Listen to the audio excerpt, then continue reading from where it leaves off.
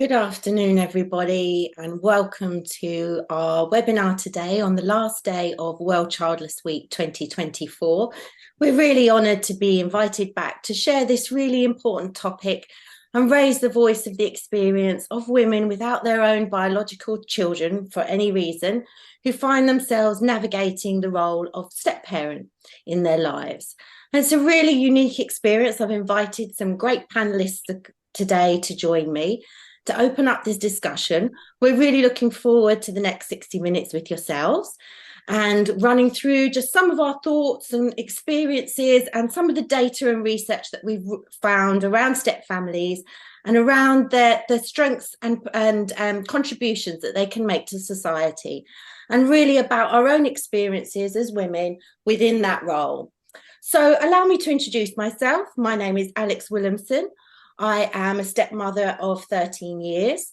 Through that process of being in my step family and quite early on in my relationship, I discovered that during fertility treatment, that I in fact had a diagnosis of womb cancer, which is also known as endometrial cancer or uterine cancer. This is a not very well known cancer, in fact, within the UK, but in fact the fourth most common gynecological cancer for women. So a really surprising diagnosis that I received back in 2016 during a really difficult time with my partner, where we were trying to form our own family as well as raise his two sons from his first family as well. Through that experience, I went through fertility sparing treatment and several different attempts via IVF and exploring surrogacy and starting our training for adoption as well, and really explored different ways to expand our family. Unfortunately, none of those were successful. And through that period of time, I went through my recovery and process and grieving process for that, as well as raising two young boys alongside my partner. So really that experience came as such a surprise to me, and was such a unique and incredible experience that called forth in me some of the strongest and most deep and profound questions that I've asked myself. So I'm here in good company today with two other extraordinary women. I'm going to allow them to introduce themselves shortly, and we're going to take you through our conversation over the next hour around step parenting, around our experience as women who haven't had their own biological children, and preferring to use that longer sentence today rather than childless. Sometimes I feel this leaves us in quite a difficult phraseology and quite a difficult terminology. I'm finding myself preferring to use the term not having had my own biological children recently. So let's get started and find out who's with me here today for this discussion. I'll hand over to you, Jo, if you'd introduce yourself to the listeners today. Hi, Alex. Thank you. Every time I hear your story, it just makes me remember that we've all got huge journeys that we've been through over these years. So thank you for sharing yours. So I'm Jane Morgan. I've been married to my husband for 10 years. We are a military family. I've known my stepson since he was very young, sort of 2 to 3. So he's not known his life without me, really. He doesn't remember life without me.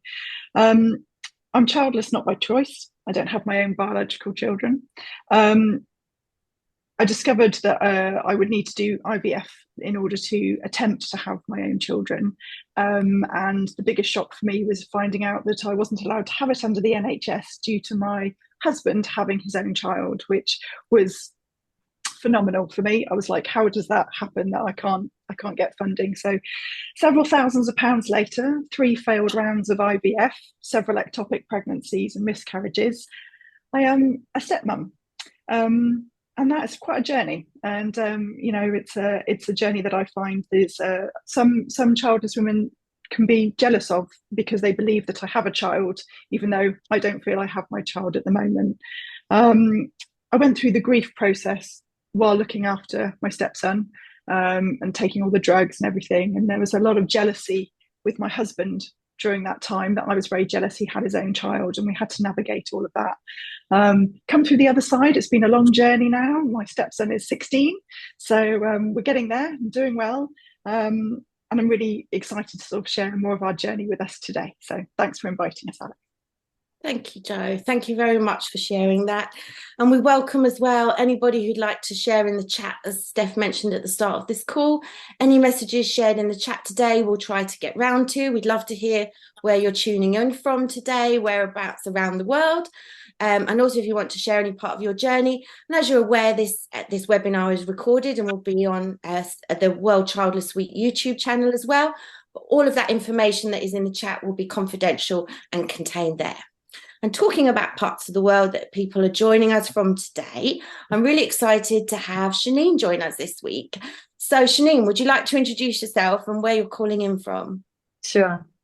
Just to say, Joe, I completely echo what you said as well. Whenever I hear both of your stories, whenever I hear all of our stories, it's really touching, and the range of human experiences that we can have is really profound.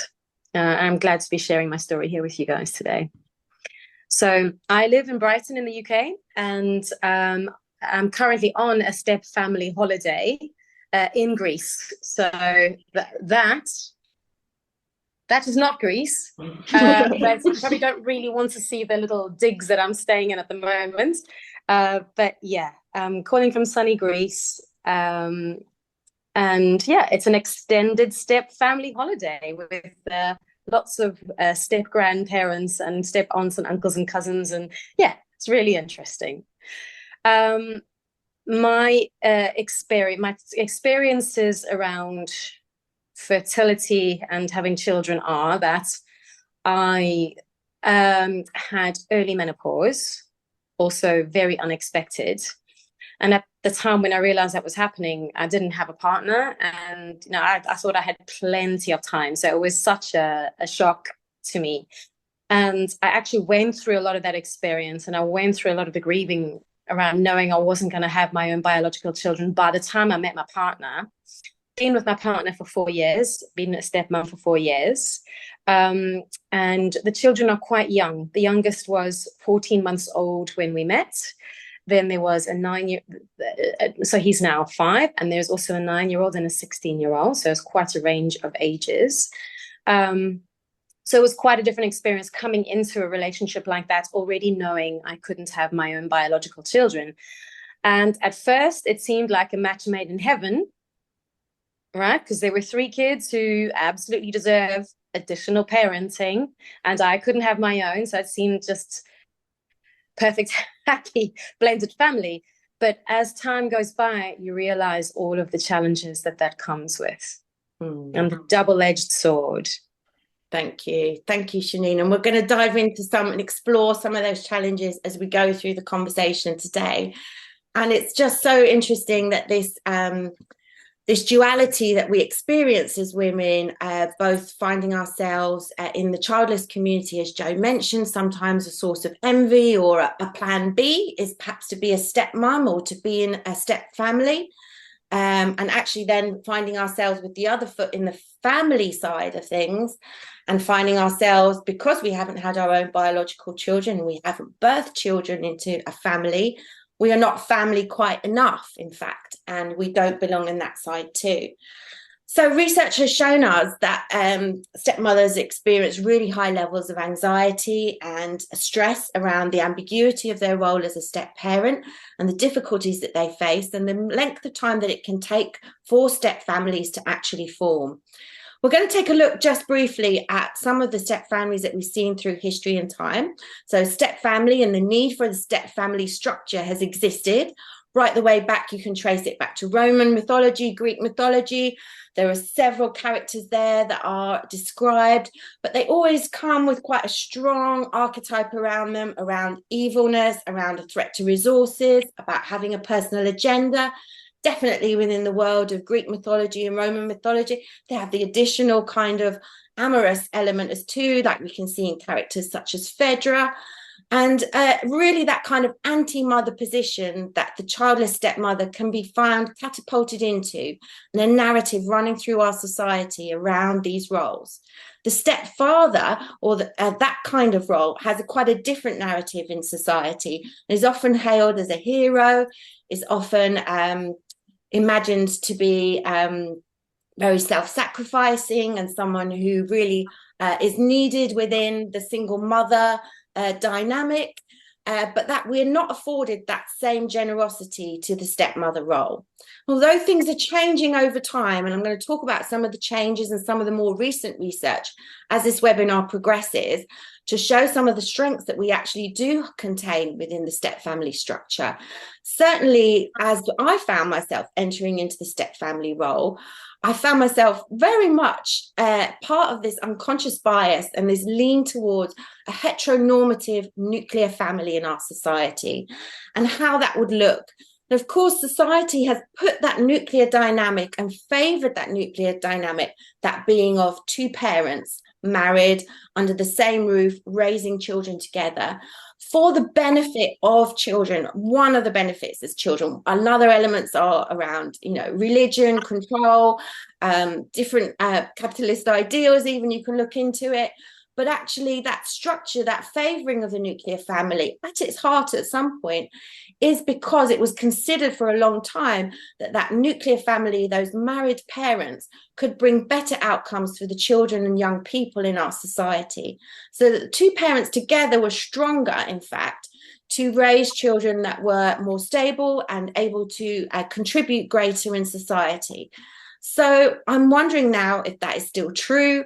I'm wondering today to explore and remain curious about this, about how it has played out for our panelists and whether there are any learnings in there and anything positive that we can move towards and celebrate in ourselves about the role we have to play, moving from that trope of evil stepmother, of anti-mother.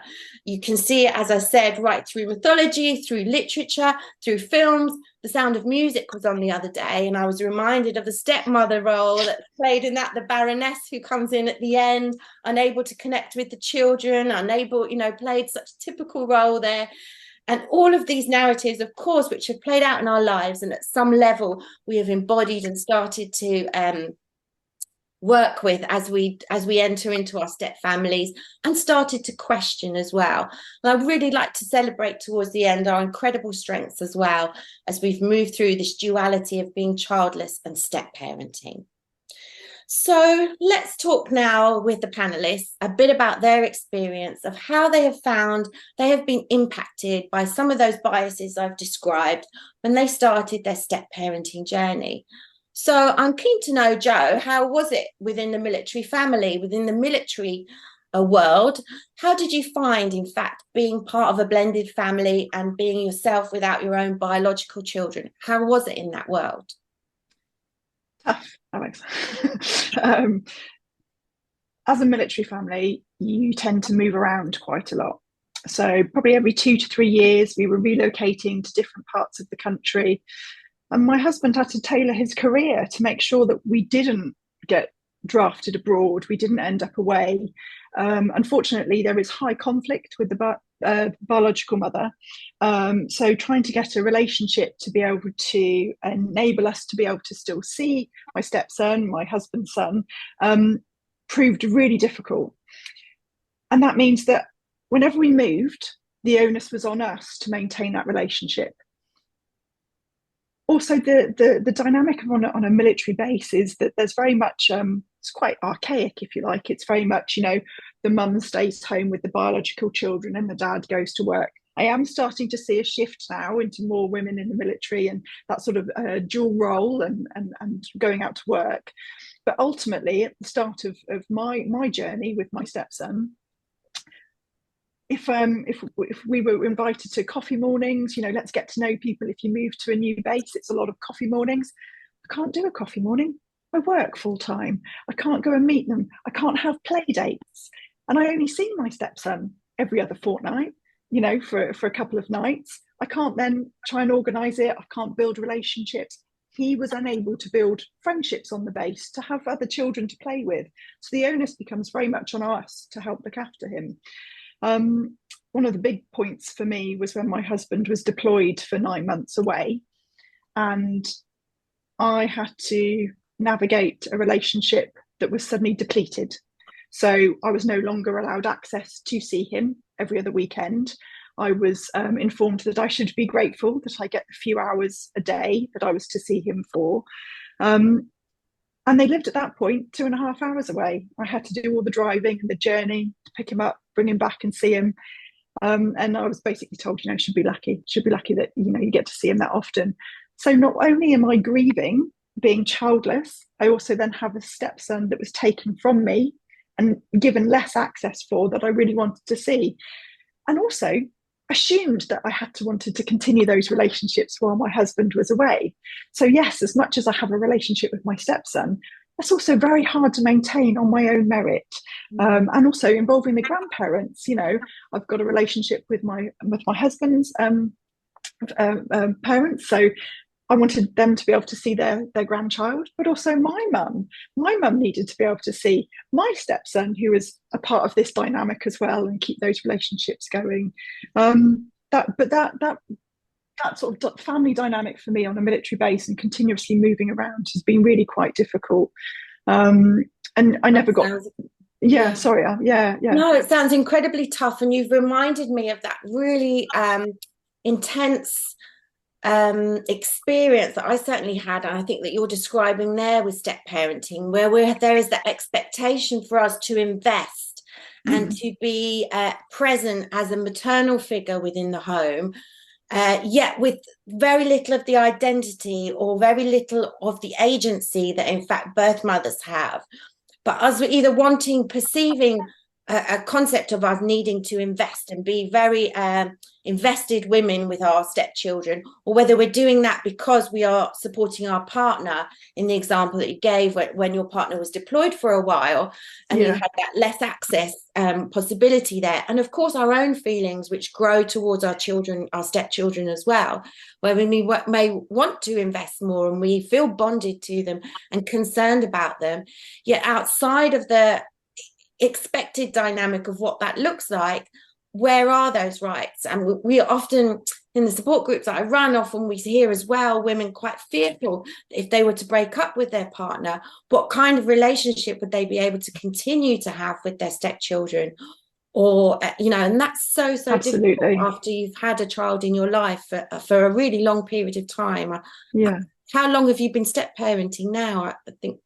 Well, so my stepson is 16, and he was about 2.5 when I knew him, so a long time now. Incredible, within his time frame. Yeah, we've done a long journey, and he hasn't known life without me, so I am part of that. But part of being a military wife is we move around, so that not only do I not have a dynamic on the base, but I don't have friends close by. I don't have mums from the school gate. There's not that school gate bonding where if something needs happening and we need to get him and pick him up, or going to run late with work, I have no network of people to be around and support me. There's no WhatsApp group for the stepmoms out there in your little local area. You are every other Friday picking him up from school, and you don't get that relationship. And I think we're really lost as childless women.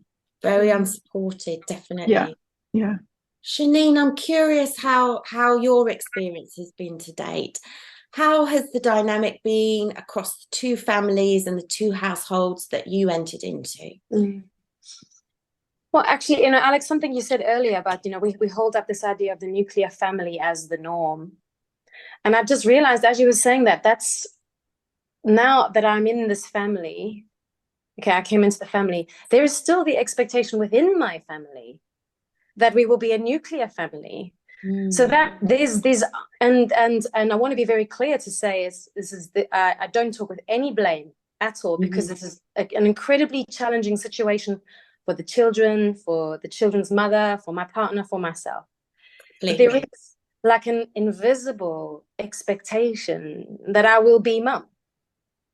That in our family, when the children are with us, as they are 50% of the time, I will arrange my whole self around them, their pace, their rhythm, their needs, and that's expected to just be normal.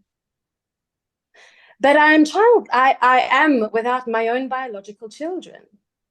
And I want my own pace as well, to some degree. And I can really feel, and I even trying to express that into the family system feels feel, or I have to remind myself that I'm allowed to, and that's, no one's telling me I'm not allowed to. Again, it's these I describe them, I think we've spoken about them before, as these invisible forces, and I can understand it logically from everyone's points of view, right?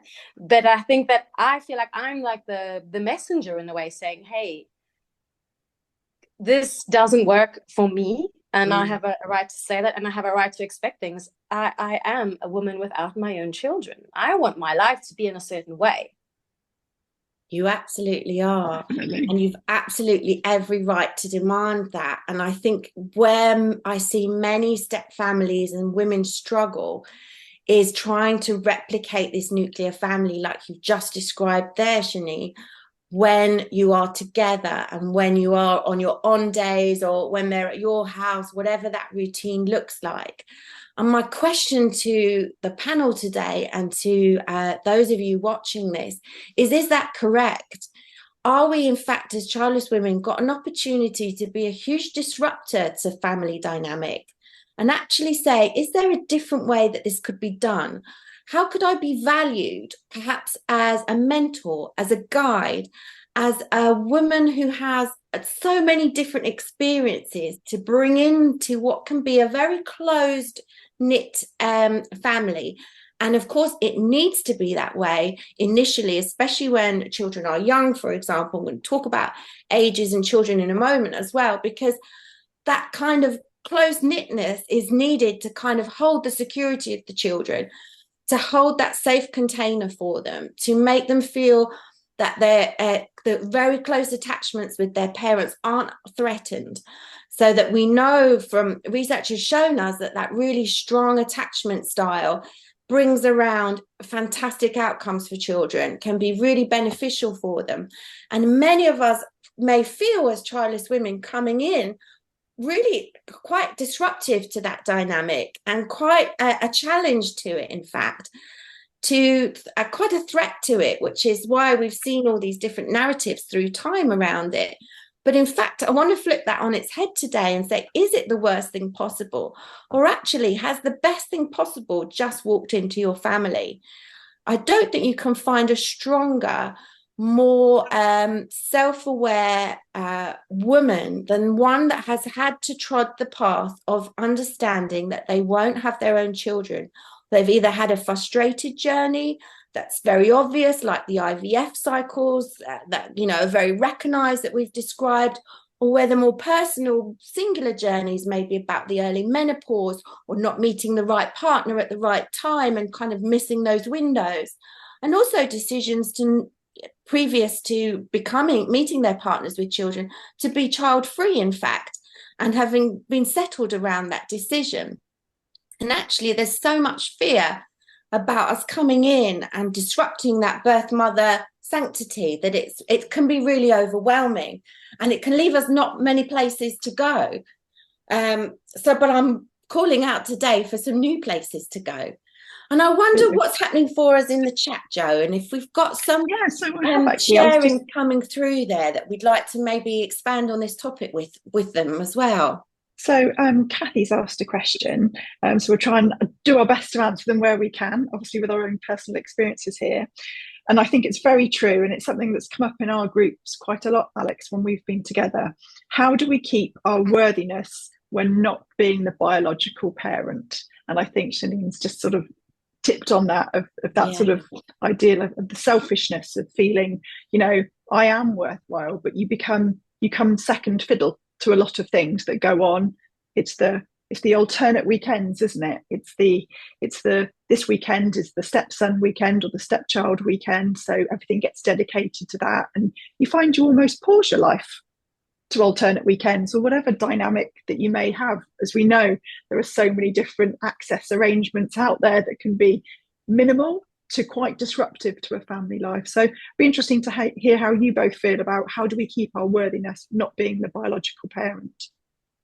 It's a difficult one, and one of those strategies is to kind of compartmentalize.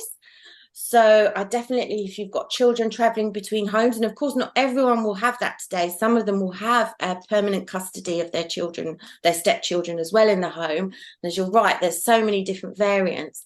But certainly in the 13 years with my two boys that I've experienced, we've done a lot of back and forth. Several times I used to quote something which was kind of like walking back from the shops the long way round. You know, I would sometimes in the early days count the hours and think, okay, if it takes me an extra hour to get back this way, then maybe something else will have happened. And I don't know how others have found it, or whether this resonates with them, whether they've ever taken this strategy, but it was actually a very poor strategy longer term.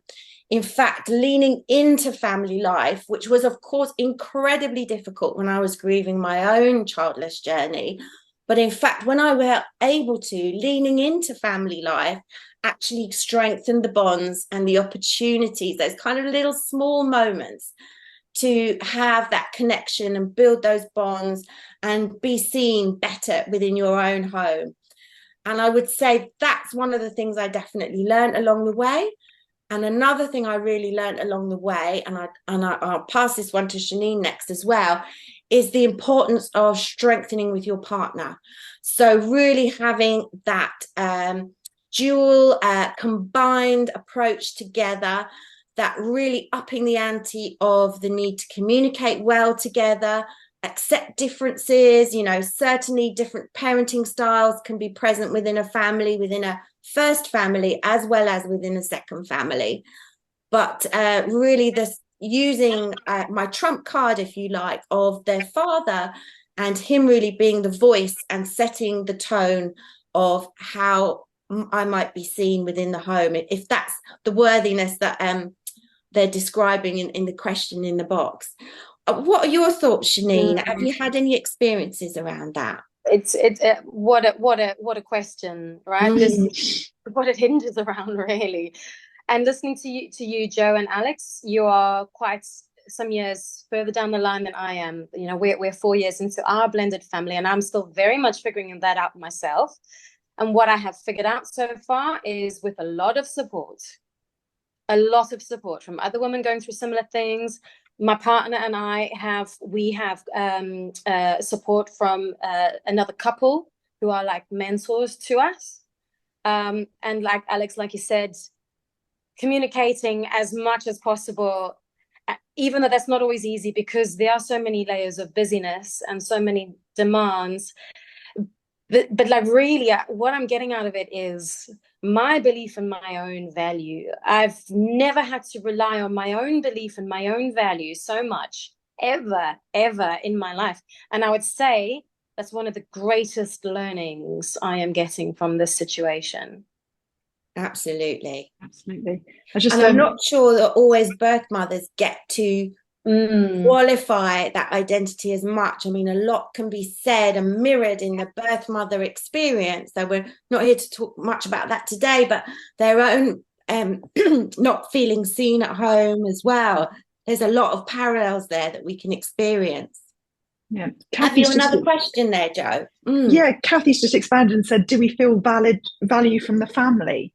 So I think the dynamic there, if I sort of hear what you're saying there, Kathy, is, you know, it's not a competition, you know, it's about, and I think early days, it felt like a competition against the birth mum, you know, very much like planning these amazing weekends of adventures and taking them out because it was my opportunity to be able to be a mum. You know, I wanted to do the walks in the park and everything like that. And sometimes that wasn't welcomed. You know, there was a lot of comments of, oh, I've been to this park before, I've done it with my mum, I've been here, and quite a lot of rejection from these exciting things you think you're developing. But a child just being a child with like, been there, done that, it's boring. Whereas the emphasis and the drive I had to create these, and I think we've called them, you know, they're known as Disney dads, aren't they? Sometimes, you know, the partner, but the Disney weekends, you know, that everything's got to go right. You can't have the arguments. You don't want to cause conflict. And I particularly felt like I had to step back and not face and cause conflict. And that's something that's changed actually over the years. And I know we're going to come on to some positives later, Alex, but one of them for me is that I found my voice to be able to say, I'm actually sitting, I used to not feel like I could sit in my front room and watch TV and watch my programme, and I was second. When actually there were some things I wanted to watch, I was always like, buried in the kitchen on an iPad, rather than, so actually to find a voice and go, do you know what? Today I really want to watch this and I want to watch this here. And it was allowed. I didn't get much pushback, but I'd stopped myself from actually saying it. Yes. And that power of rather hiding away to feel like I don't want to disturb somebody's world versus, can I actually have a bit of time for me? And I get brought cups of tea. And Joe, do you want a snack? And it's like, that's lovely. So there is some positives to getting that value, but you have to find the voice. And it's us, I think, that stops us finding that voice. The fear. It's really important. I'm really happy that the positives are starting to flow through already in our conversation, because it is really exciting. And I really recognize that thing that you're describing there in the living room.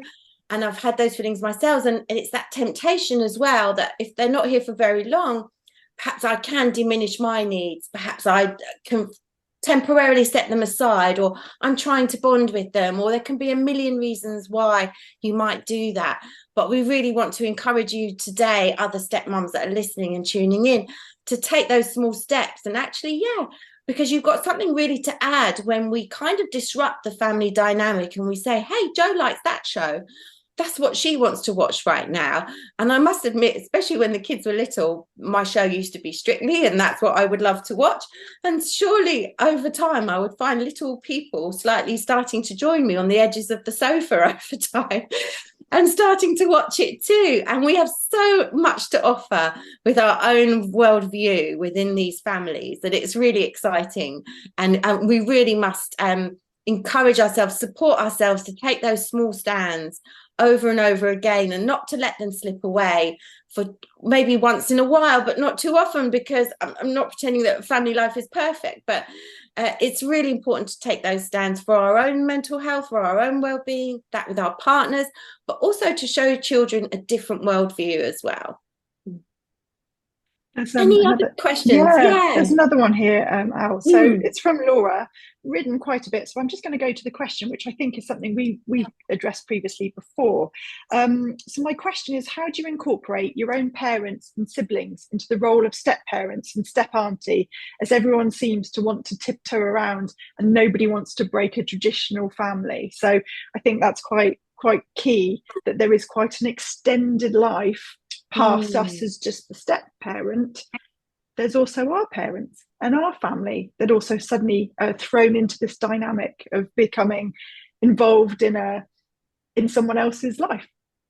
And normally those additional relationships, grandparents, cousins, etc., are normally supportive of a family and help a family to have a sense of identity and a sense of ritual and norms. But where do we go with that if we find ourselves in a step parenting situation? Well, Shanine, you're overseas at the moment at a family gathering. How have you found, how easy has it been for you to integrate these different elements of family? How have you felt? That bit's actually, there are many parts of my experience that I'm incredibly fortunate about that we'll come on to in a bit. One of them being that I'm South African by background and my partner is Australian. So there isn't an awful lot of biological family around for he and his children and for my niece and nephew. So we get them together a lot. And the kids just fly with it. They love talking about their step cousins. Like it's a very and I have this feeling like I'm so glad I've got some kids to bring to the table for those family functions. Yeah, I think there's an element of just going with it. You know, I'm embracing my partner's ex mother-in-law, and I'm involved in providing some support and care for her, so it's just, there's an element. I know that I tend to want to go, hang on, but is this my family? and I recognize in myself to just let go and just go with it a little bit. And yes, there's rubs all over the place, when my parents come into the picture as well, because they're also looking at the situation going, they must be figuring out for themselves, is this permanent? Will I always be step grandparenting these children? Is this a smart investment? There's all of those sorts of things to navigate. And no easy answer, but for me, there's definitely an element of just sort of jumping in and going with the flow a bit with that. It's And a also, I wonderful think, description you've sorry. done there of community coming together to support those children and to support the adults there as well that are raising these children. And the strength of that if we can allow it, enjoy it, embrace it, and allow us, don't care what society really can label it. I mean, the issue of step parents has been grandparents has been raised loads of times recently. I don't know if it's that age life season I'm getting to or around it, but if we feel that stepmothering might be hard, I feel like step grandparenting is an even less well understood path and doesn't even have a good label or identity to a warmth around it at all that exists. And I think that they're grieving the loss of a grandchild too. And you know, I know we feel the guilt that we've not been able to be part of that family dynamic and give that as well. But also, I think they miss out on a lot of that, you know, and that dynamic of, I think Sheen said it well, you know, introducing a child into their life. That is it going to be a long-term relationship? Are you going to be with them for a long time? Do they open their arms and allow them to come in? But I think they're a really special part. I know that my mum has a great relationship with my stepson, and actually we've been on holiday all together recently, and I know he was confiding in her some of the stuff that he couldn't talk to us about because we were too close. And just this being able to reach out and have these extra little people to help, and it takes a village, but I think our village is just very dynamic, and you know, there's so many more people in it that just absolutely love a child and want to help them. Perfect. We've got about 5 more minutes for questions, so I'm wondering if there's anything more in there. There's quite an interesting one about what do our stepchildren call us? So Shanine, what do your stepchildren call you? I get called Shan, which is what a lot of people who are close to me call me, and I get called Nini when certain children want something from me. The 2 younger ones refer to me as a stepmom. The oldest one refers to me as my partner's girlfriend. Very clear. What about you, Jo? So I've been Jojo. Most of the time. I have had a very special time when it was actually my stepson was talking about, you know, oh Jo, you do a lot of things sometimes. It's like you're my mum. And to which he was quite sweet, and he goes, you're obviously not my mum. He goes, almost like an extra super mum. I mean, that's the best thing ever. You know, if you told me, you know, 12 years ago I was going to hear that coming out of his mouth, you know, I never would have believed you. So, but normally by my name, I've made a point of not being being another mum, just I'm another adult that loves him. And if he chooses to call me mum occasionally, or he slips up, sometimes he gets upset that he's called me mum, and it's okay. That it doesn't, I don't take it to go, you know, away from his mum. But I think first names for me has worked really well. That's lovely. I heard something really heartwarming the other day, which was it was based in the States. I think over there they sometimes have like Father's Day or Mother's Day, and all mums go to the school, fathers go to the school. And of course, that's got many layers of difficulty, and the school's understanding of blended families is worth a whole other webinar as well. But just on this, they told me that instead they had moved forward, as there are so many blended families now and so many different versions of home, and they had People That Love Me Day. So that could be foster parents, grandparents, aunties, of course, stepmoms, stepdads. And it just felt like such a lovely term to say other adults who love me. It's their day. And it felt like a great way to celebrate all of those extra relationships that we've just described. So my heart was really warmed by that. Any other questions in the chat there for us that there is one, just bear with me, Alex. So day to day, do you see yourselves more as a childless woman or a stepmom? And how do you present yourself to the outside world? As a stepmom only, a childless woman, a childless stepmom, or something else?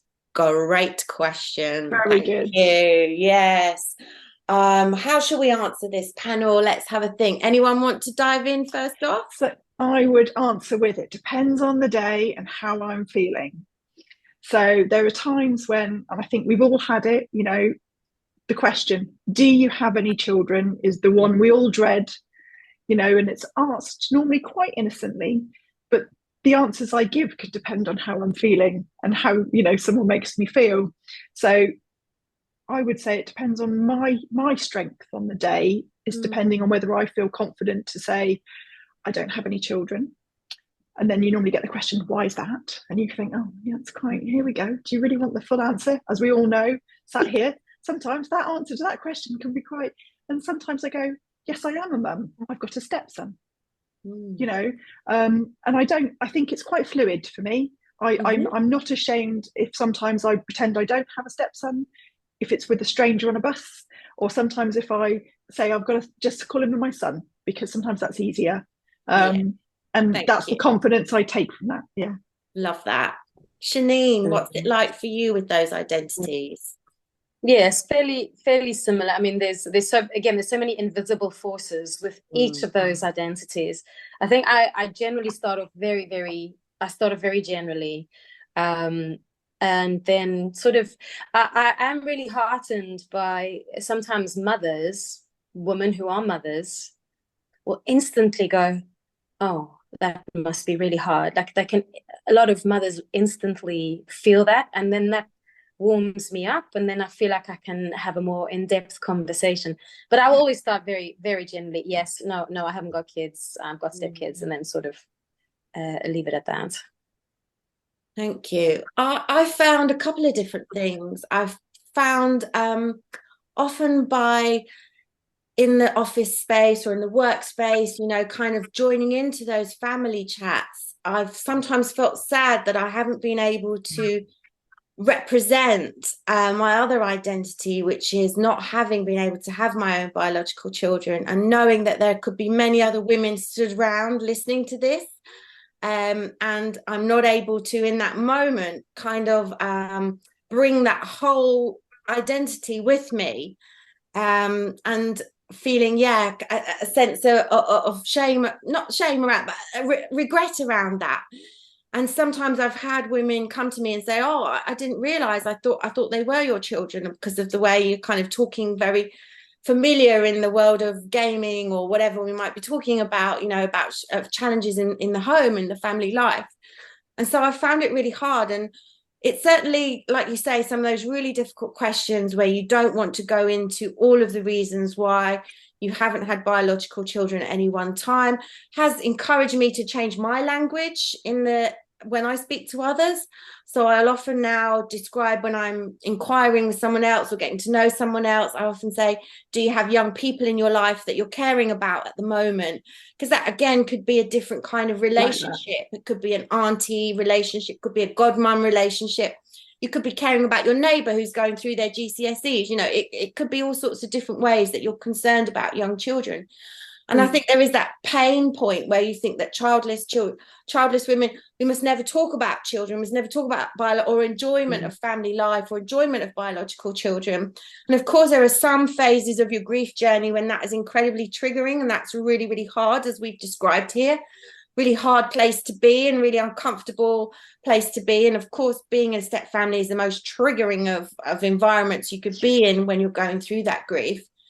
But also as well, it's a real challenge because there can be all of those difficulties, really, and it can be so hard to then just say, I'm a step parent, and somehow diminish the bond and step away from my stepchildren at that point in some way. I feel like I disown them, and that feels unfair to the relationship that I wish to have with them and the bond that I've had built with them over the 13 years. So it feels really, really tricky as well. And there just isn't good enough language yet around that. There isn't good enough conversations, but we all can contribute to improving that. Can I say something else on that part as well? I think as for all of us women who are without our own biological children, I'm sure we're all very, very aware of how much of everyday conversation is around children, right? And can't get away from it. It's in our faces, many parts of every day. And I think to myself, am I going to participate in this conversation with my stories of my stepchildren? And in my mind, I just see me going, oh, well, my stepson did X, Y, Z, and then tumbleweed, tumbleweed. You know what I mean? Like, it just doesn't feel like it fits. But perhaps that's my own thing, right? Perhaps that's something that I can reclaim. But I do take heart from knowing that I think the statistic is 80% of women who don't have children are childless not by choice. So actually, I also see that I've got a role in presenting that voice, because there's a lot of us. And we are so hidden. It feels like I've heard women come before in the community to me and say, childless stepmom, that's the worst identity you could possibly have. That just describes lack in so many different ways. But of course, we're here to say that's something different. That's one way and one perspective that society has given us and has led us into. But in fact, is there lack? Or in fact, are there some of the most emotionally deep and multifaceted women that you could possibly meet? An incredible resilience that we foster as we overcome our childless grief in whichever form, whilst participating in family life. I mean, that's really, there's no competition around grief. Don't get me wrong. Everybody's grief is extremely painful and is the most painful for them. But there is something about this role that we are in that really calls forth a huge amount of work, personal work, definitely. So we're going to keep moving now, because I'm conscious of time. And we're going to keep moving now towards just some of the discussion around where we are in our power as childless stepmoms and where we can really come into our own. And we've talked about our offerings for society already. We've talked about some of the positives that we've experienced, and some of those have started to come through already in the conversation. But it's been really interesting to look at some recent kind of PhD research that's come out of the States, which actually has described, and this will be interesting for you, Shanine, as well, at the 4-year mark, that after around 5 years, step families actually have the potential to become more stable and bring better outcomes for children than first families. I found that a really interesting statistic to come and look from. And I started to think about why. Why is it potentially that after 5 years, because there are many different lengths of time that it takes to form as a family that's come together through no biological connection, but in fact just through the relationships with our partners. So we don't have any previous ties to each other before we meet our step families. But why, after we start to form and build and strengthen and create our own customs and identities over time, why in some ways could we be stronger? What do we have to offer? And especially as childless women within that really is so positive and strong. And I wonder any thoughts from the panel initially around that. I wonder, Jo, if you've thought about any of the strengths that you really bring in your unique experience. I mean, they're hard to see. You know, you have to sometimes really reflect back, and that sort of strength. And there's been some lovely stuff in the chat just talking about, you know, the strength and sort of us sharing. And I think finding that community to help you look and open your eyes that you're not alone, because it is quite an isolating world. I actually read something the other day. We talked about triggers today. And I think sometimes we look for triggers, but I don't know if you've heard of looking for glimmers. And I think this is a lovely thing, is now you look for a glimmer of something in your life that can actually make you feel better and glad. And I think that's what I've been doing more and more as my step journey has gone through. That now when I'm with my stepson and I see the nurture come out in him, so some things that he does that I'm like, oh, that was me. Yeah. You know? And actually it gives me this sense of pride to go, oh, he's heard that, or he does that because that was something that I did. And to see those little reflections, I think, is something I never thought I'd have. I never thought I'd have them. And both you and I have gone through those teenage years, those quite difficult adolescent years. What did you find was unique about your role then that you could offer? So it's being that sort of outside of the conflict of the parents, to be honest with you, that I was somebody who could calm things down. So, you know, if mum and dad are not happy, I was somebody to be a shelter from, security. Actually, I've been a constant in his life for so long that, you know, it's like, come on, let's us go out. We can do it. We don't need them. We don't need their permission now. We're in that bond of actually trust. You know, we trust each other now. I trust that what I say, he hears, isn't passed back. There's always been that fear of my conversations would be fed back to the birth mother.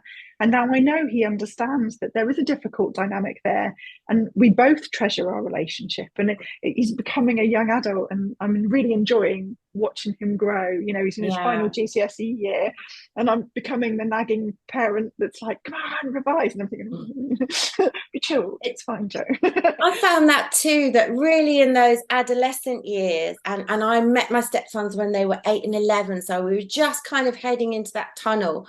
My role as a kind of mentor or a guide or someone that didn't bring all those tangled dynamics that the birth parents brought really came into their own potentially during those adolescent years, where young people want to be regarded as young people and kind of taken on the kind of, they're craving independence, they're craving an identity that isn't the baby of the family or the one that always does this or that.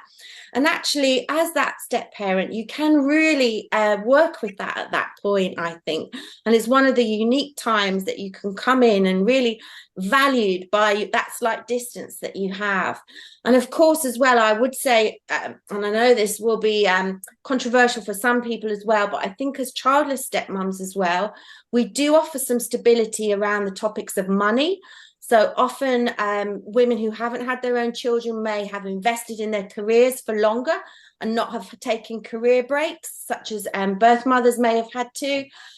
So we can offer, and often it is, I've seen anecdotally and experienced it myself, and a stronger investment in my identity in the workplace when I didn't have my own family life to detract from that, if you like. And I think I see that quite often.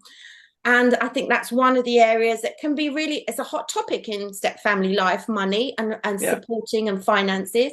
But actually, if I take away the hotness of the topic and you know, the work we need to do to ensure that resentment doesn't build up and boundaries are clear and there is a partnership feeling there, we also have a lot to offer in that area as well that can stabilize families, and I can see would be part of some of the reasons why blended families could be so successful after 5 years compared to first families as well. I'm wondering, Shanine, any other strengths that you've experienced that you really thought you've brought contributions into the home? I think, Joe, you touched on it a bit. You know, I've been there since I've been involved since quite soon after the family split. So I was there right in the beginning when both sides of when the children's mum was also reestablishing her life and the children's dad, my partner, establishing our life with the kids.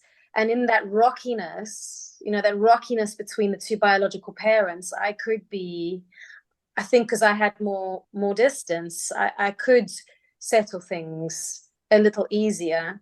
With the younger kids, they're still young, so I don't think the impact of my input is really seen yet. But I do believe I'm a trauma-informed person. I am trauma-informed in my work, and I apply as much of that as I can in my parenting. And I know that it's too soon to see the impact of that just yet. I think that the impact will come later. So I guess the difference in my experience is I don't see it yet. So my alignment has to be very clear. I'm doing this for the future, you know. But yes, and with the older one who's a teenager, she definitely comes to me more now and is able to hear me in a very different way to how she can hear her mum. And her mum is, her mum and I have a very good relationship, actually. And her mum has always said to me, I'm so pleased my daughter can come and see a different kind of femininity from you.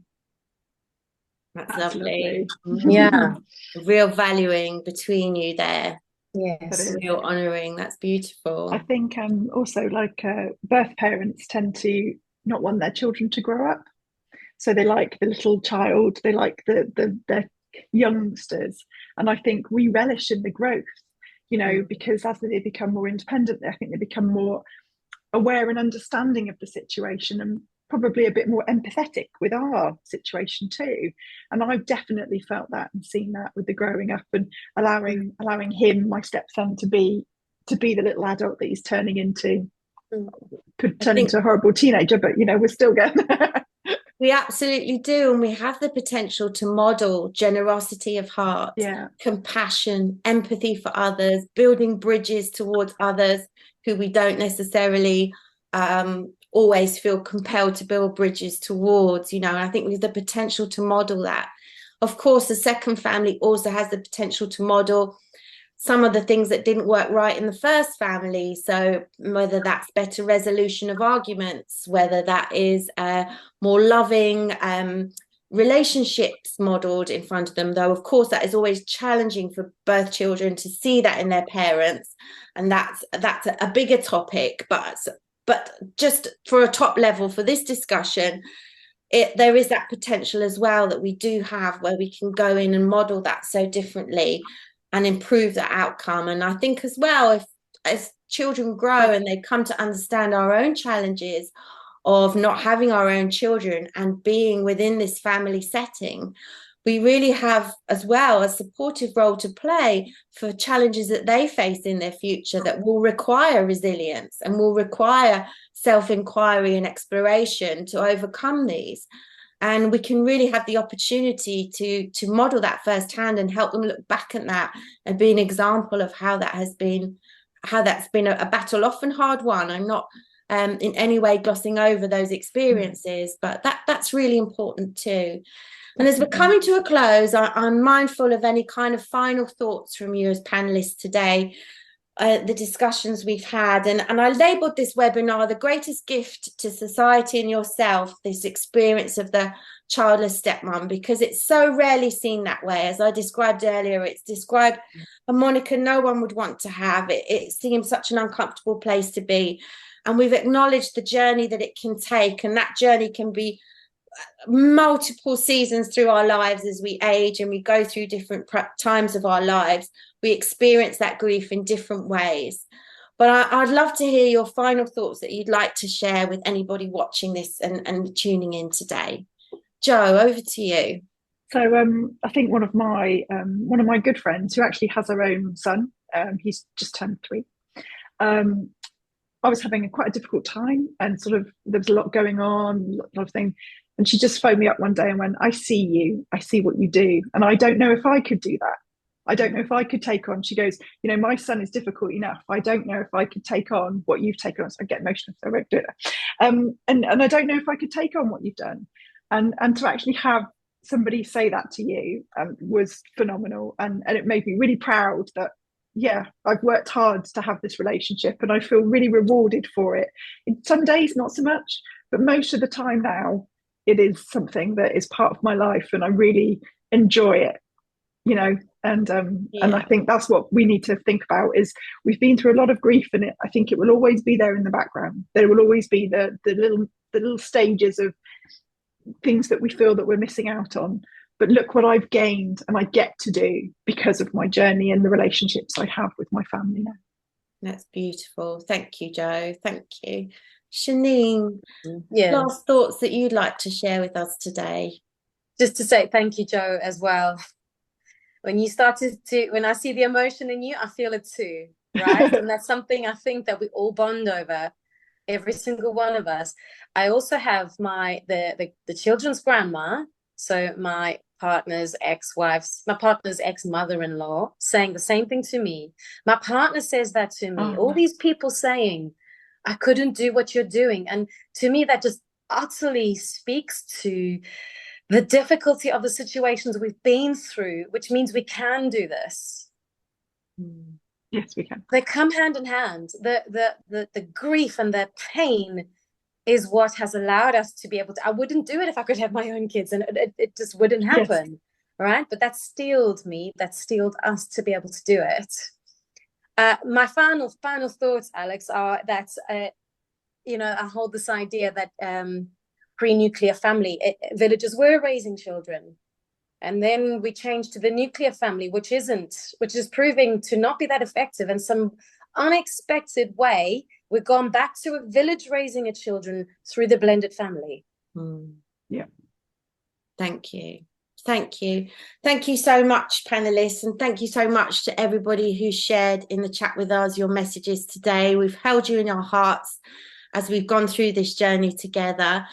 Thank you so much. There will be opportunities to look at different signposting and support that you might like to receive. But just I hope you've enjoyed these 60 minutes with us on World Childless Week as it comes to a close, and felt identified or supported by the women that we've brought together as a panel today. And our wish is with you that you will go well with your tender hearts after this call or after you watch this recording back, and know that there are many other women out there like yourself navigating this role, and it can be done, and we have so much to offer. And I really encourage you to go forward from watching this film or from watching this webinar played back, and really think about that and take us with you in your hearts, the personalities, the strength, the warmth, the love that you've seen here today in our panelists and everyone who puts together World Childless Week and steps forward to share on such an important message. So thank you so much, everybody, and we'll hope to see you again another time. Thank you. Thank you. Thank you, Alec. Thank you.